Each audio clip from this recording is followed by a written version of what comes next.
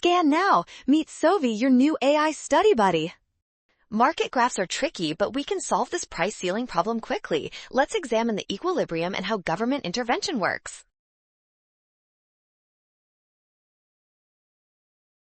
First, identify the equilibrium point where the supply and demand curves intersect. Looking at the graph, the market naturally balances at price P1, which is the starting point for our analysis.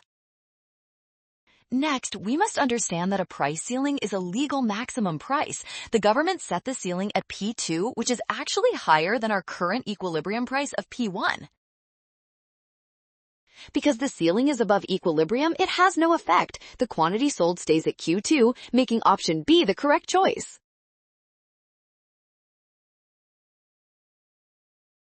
Well done! Scan the code to learn with Sovi. Remember that non-binding ceilings do not change the market equilibrium.